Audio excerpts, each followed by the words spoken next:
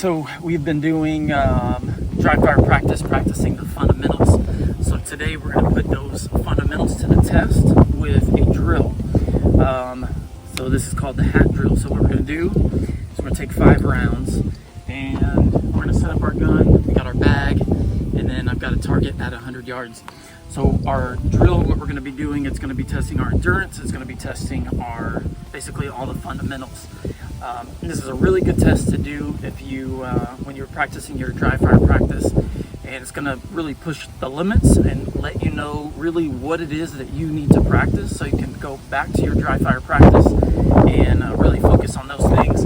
With this drill, the thing that I find really to be the most important is going to be your breathing and your trigger pull.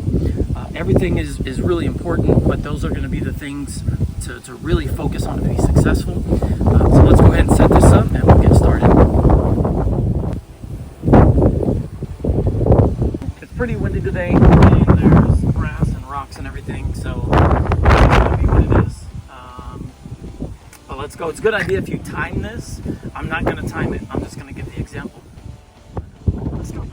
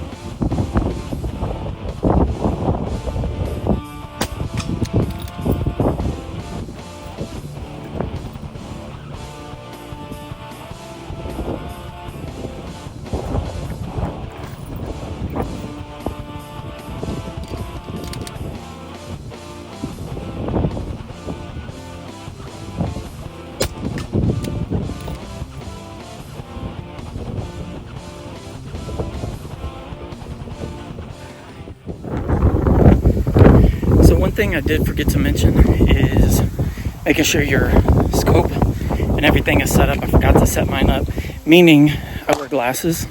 Whenever I shoot, I typically will wear contacts. So because I'm doing this, I took my glasses off. I don't have my contacts in, so my reticle, I could see it, but it wasn't clear. So I wasn't necessarily shooting for accuracy. But however, let's take a look at the target and see how we did. So it's not going to be great because I didn't have my scope set up. But here's how we're looking. So we got 1, 2, 3, 4, and 5. So not bad. So we're roughly about 3 inches, which isn't terrible for not having my scope set up. But anyway, that's the drill. It really gives you a good idea of what it is you need to focus on. I did have my hat closer than it should be. It actually should be kind of further back, because it wasn't until maybe round 4 or 5 where I felt like I was out of breath. So you really need to push that hat further back. So your breathing is, so you're having to breathe heavy, basically. This needs to be a workout, and it should be tough. If it's easy, push the hat further back.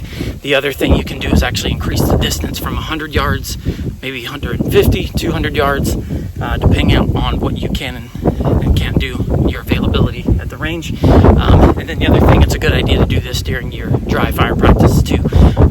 This is going to increase your heart rate, which is a way to basically kind of increase some things it may start to fail. And then you work on those things. So that's it for this drill, and give it a try, see how you like it.